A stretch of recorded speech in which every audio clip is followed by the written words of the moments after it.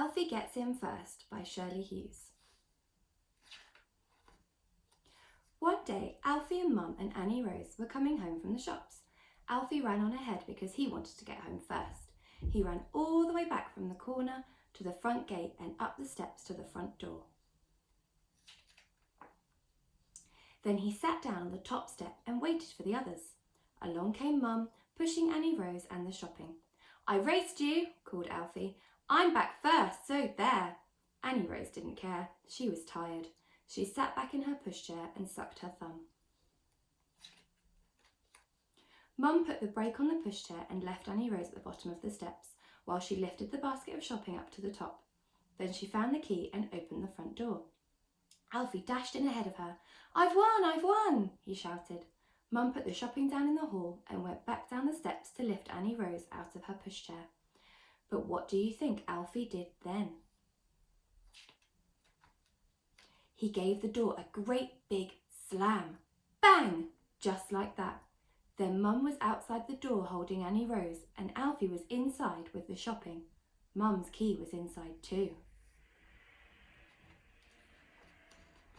"Open the door, Alfie," said Mum. But Alfie didn't know how to open the door from the inside. The catch was too high up. Mum looked into the letterbox. "Try and reach the catch and turn it," she said. Alfie tried, but he couldn't quite reach it. "Can you put the key through the letterbox?" said Mum. But Alfie couldn't reach the letterbox either. Annie Rose was hungry as well as tired. She began to cry. Then Alfie began to cry too. He didn't like being all by himself on the wrong side of the door. Just then Mrs. McNally came hurrying across the street to see what all the noise was about. She and Mum took it in turns to say encouraging things into the letterbox, but Alfie still couldn't open the door. "Go and fetch your little chair from the sitting room and then you'll be able to reach the catch," said Mum. But Alfie didn't try to fetch his little chair. He just went on crying louder and louder, and Annie Rose cried louder and louder too. "There's my Maureen," said Mrs. McNally. "I'm sure she'll be able to help." Mrs. McNally's Maureen was a big girl. Right away she came and joined Mum and Annie Rose and Mrs. McNally on the top step. Might have to break a window," she said, "but I'll try and climb up the drain pipe first if you like." But Mrs. McNally didn't like that idea at all. "Oh no, Maureen, you might hurt yourself," she said. Just then Alfie's very good friend the milkman came up the street in his milk float. When he saw Mum and Annie Rose and Mrs. McNally's Maureen all standing on the top step, he stopped his float and said, "What's the trouble?" So they told him. "Don't worry, mate," the milkman shouted. "We'll soon have you out of there."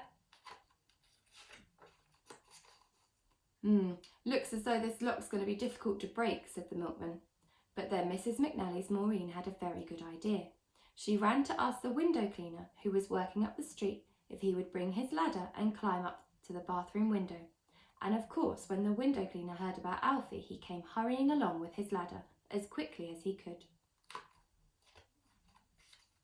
Then Mum and Annie Rose and Mrs. McNally's Maureen and the milkman all stood on the top step and watched while the window cleaner put up his ladder against the house.